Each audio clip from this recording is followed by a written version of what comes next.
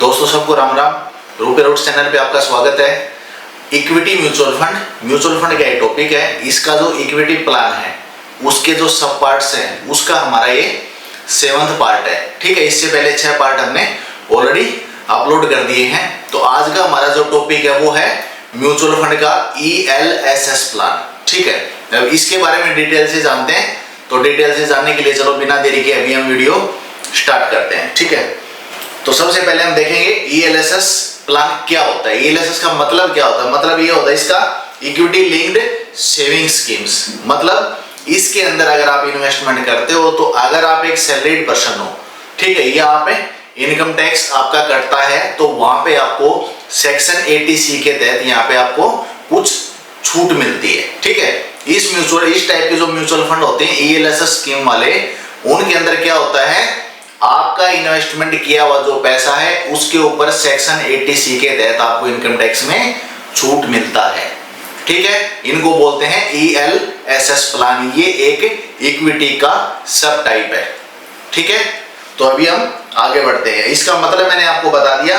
अभी इसके अंदर मैंने जो 2-3 म्यूचुअल फंड लिए हैं उनका परफॉर्मेंस भी इसके जो बाकी फंड्स हैं, बाकी जो म्यूचुअल फंड कंपनियां हैं उनसे काफी अच्छा परफॉर्मेंस रहा है।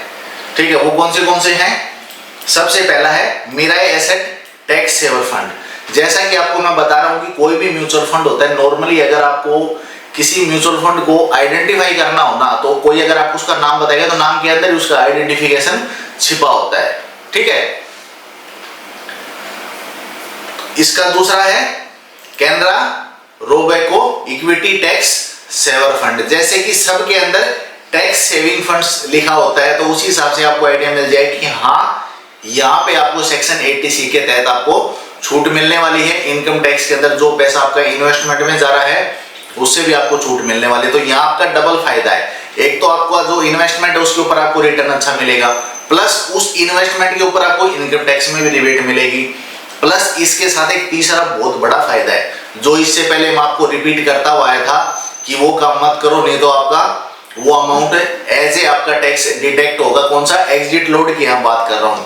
इसके अंदर ये जो स्कीम है ELSS वाली, ELSS का जो म्यूचुअल फंड्स होते हैं उनके अंदर एक लॉक इन पीरियड होता है। ठीक है, 3 साल का।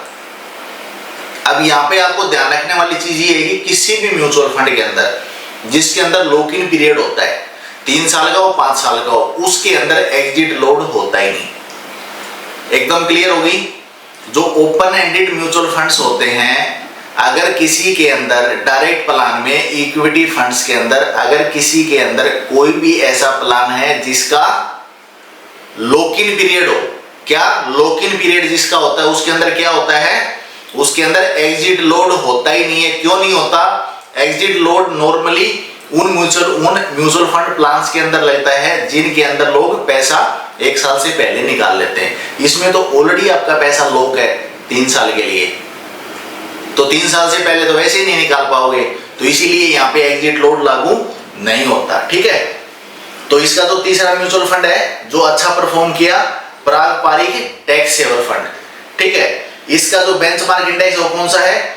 S&P BSE 500 TRI। अब जैसा आपने इससे पहले भी एक चीज देखा होगा, इससे पहले जो वीडियो हमने अपलोड किया उसके अंदर भी बेंचमार्क इंडेक्स S&P BSE 500 था।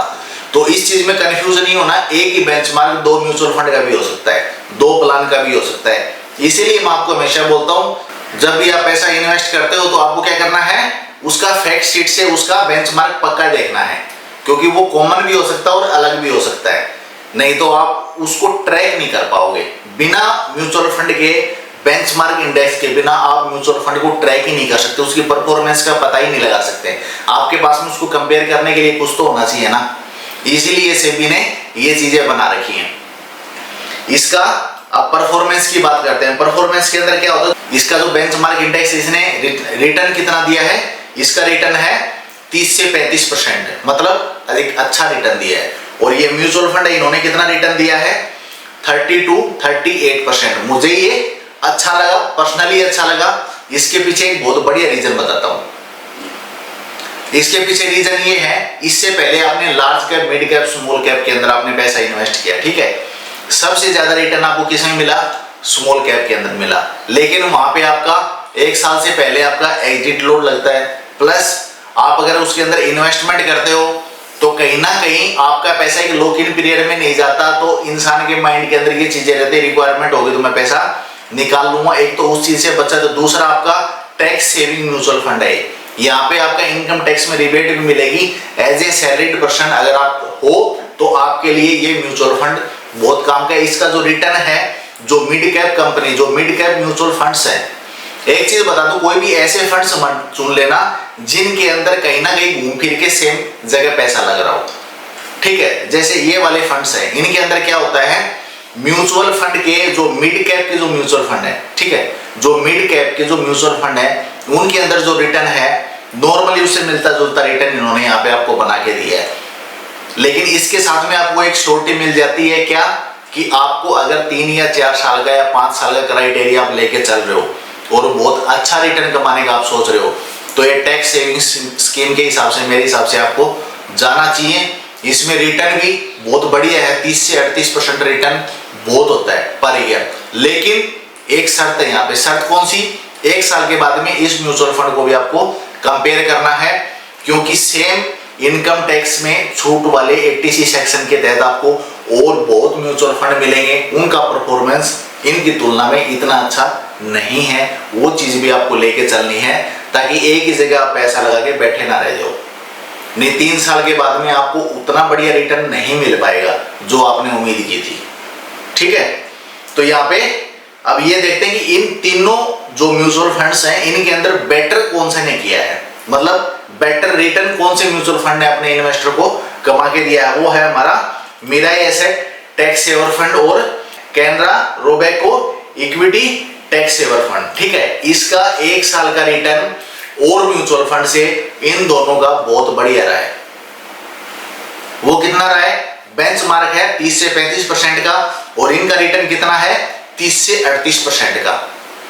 तो मेरे हिसाब से तो ये रिटर्न बहुत जबरदस्त है। 30 से 38% सालाना आपको कहाँ मिलेगा रिटर्न, लेकिन यहाँ पे आपको एक श्योरिटी भी मिल जाती है। ठीक है, इसलिए पर्सनली मैं इसके अंदर इंटरेस्टेड हूं। जहां आपका पोर्टफोलियो डाइवर्सिफाई करने की बात आती है तो सबसे पहला पॉइंट क्या है, सेक्शन 80C के तहत एक अच्छा म्यूचुअल फंड ढूंढ के उसके अंदर पैसा पक्का डालना। मेरा पर्सनली ओपिनियन है ये। अगर बाकी आपकी खुद की मर्जी है, आपका खुद का इन्वेस्टमेंट है, खुद का अमाउंट है, आपको जहां लगाना वहां लगा सकते हो, लेकिन मेरा एक तरह से ये सजेशन है, ये सुझाव है कि ये एक बेटर अपॉर्चुनिटी वाले म्यूचुअल फंड है। यहाँ पे आप अगर पैसा लगाते हो तो बहुत फायदे की चीज है यहाँ पे। ठीक है, तो अभी हम इसका मैच्योरिटी टाइम की बात करते हैं, जो कि मैंने पहले ही बता दिया आपको। इसके अंदर 3 साल का मैच्योरिटी टाइम होता है। 3 साल से पहले आप जो भी इन्वेस्टमेंट है आप करते हो उसके हिसाब से आपको नहीं निकाल पाओगे, आप वहां से पैसा विड्रॉल नहीं कर पाओगे 3 साल से पहले। ये चीजें आपको डिसाइड कर लेनी, इससे पहले माइंडसेट आपका रखना। जो पैसा इसमें गया 3 साल तक वो लॉक इन पीरियड में है, वो पैसा आपका नहीं निकलेगा। ठीक है, तो इसके अंदर क्या होता है, प्लान कौन सा है, ग्रोथ प्लान होता है। इसके अंदर क्या होता है, एक्सपेंस रेशियो 0.8 से 1.8 पर ईयर। 0.8 से मैं इसीलिए बता रहा हूं कि ये जो म्यूचुअल फंड है 0.8 से 1.8 के बीच में कोई भी स्केल हो सकता है उसका एक्सपेंस रेशियो का। ये एक्सपेंस रेशियो लगता है आपकी जो कैपिटल है उसका परसेंटेज होता है। ठीक है, आपके अगर 50,000 1 लाख कैपिटल है तो उसका 0.8 से लेकर 1.8% आपका चार्ज लगता है। ठीक है, ये चार्ज पर ईयर के हिसाब से होता है। ठीक है, और एक्सपेंस रेशियो कब लगता है, जब आप इन्वेस्टमेंट करते हो। ठीक है, तभी आपका एक्सपेंस रेशियो लगता है। और इसके अलावा जो अन्य जो एक्सपेंसेस हैं इस म्यूचुअल फंड के अंदर, जैसा कि मैंने बताया था आपको कि एग्जिट लोड इसमें नहीं लगता। उसका रीजन है कि ये लॉक इन पीरियड का म्यूचुअल फंड है। इसका लॉक इन पीरियड ऑलरेडी 3 साल का है, और वैसे भी जिनका एग्जिट लोड लगता है वो कितने ही साल में लगता है, 1 साल के अंदर। 1 साल से पहले पैसा लगाओगे तो ही तो लगेगा, 1 साल के बाद तो उनमें भी नहीं लगता। तो ये तो कॉमन सी चीज है। लेकिन इसके अंदर एक अलग जो सबसे बेटर चीज है वो सैलरी जिन बंदों की आ रही है, जो इनकम कर रहे हैं, जो इनकम टैक्स भर रहे हैं, उनको सेक्शन 80C के तहत छूट मिलती है। यही है इसमें फायदे वाली चीज है। ठीक है, प्लस इसका रिटर्न भी मेरे को बहुत अच्छा लगा। 30% से ऊपर रिटर्न बहुत बेटर माना जाता है। अब इसके अंदर आपका माइंडसेट क्या होना चाहिए, अगर आपको इनकम टैक्स में छूट चाहिए इन्वेस्टमेंट पे तो आप इस म्यूचुअल फंड के साथ जा सकते हो। दूसरा, इक्विटी के साथ में अगर आपको लॉन्ग टर्म के लिए एक बहुत अच्छा आपका कॉर्पस आपको प्रिपेयर करना है तो आप इस म्यूचुअल फंड के साथ जा सकते हो। आपका माइंडसेट मिनिमम 3 साल का अगर है किसी म्यूचुअल फंड में इन्वेस्ट करने का तो आप इसके साथ जा सकते हो। और दूसरा, आपको नॉर्मल से लेके हाई रिस्क तक, वो तो सब के अंदर होता है, जब पैसा ही इक्विटी के अंदर लग रहा है, रिस्क एक पक्का फैक्टर है जो माइंड में आपको रखना है, लेकिन इसके साथ में आपको रिटर्न प्लस उसके श्योरिटी प्लस जहां पैसा लग रहा है उसका, उससे पहले उसका हिस्ट्री पक्का देखना, ताकि आपको ये पता लग जाए कि इसका परफॉर्मेंस कैसा रहा है, क्या इसने रिटर्न कुल मिला के अच्छा दिया कि ऐसा नहीं ऐसे म्यूचुअल फंड में आप लगा रहे हो जहां पे रिटर्न ही 10, 12, 15% हो। ठीक है, तो इसके साथ में आपको डिसिप्लिन होना पड़ेगा। लेकिन एक चीज मैं आपको बता दूं, कोई भी म्यूचुअल फंड होता है उसके अंदर अगर आप इन्वेस्ट करते हो तो आपको मार्केट के करेक्शन के साथ में इन्वेस्टमेंट करना, ताकि आप उसका पूरा फायदा उठा सको। ठीक है, तो आज का ये टॉपिक हमारा इधर ही कंप्लीट होता है। इसी के साथ अगर इससे रिलेटेड आपका कोई भी क्वेश्चन है तो कमेंट सेक्शन में आप कमेंट कर देना, मैं उस पर रिप्लाई कर दूंगा। अगर आपको ये वीडियो अच्छी लगी हो तो इसको लाइक करो, शेयर करो, सब्सक्राइब करो। इसी के साथ सबको राम राम, जय हिंद, जय भारत।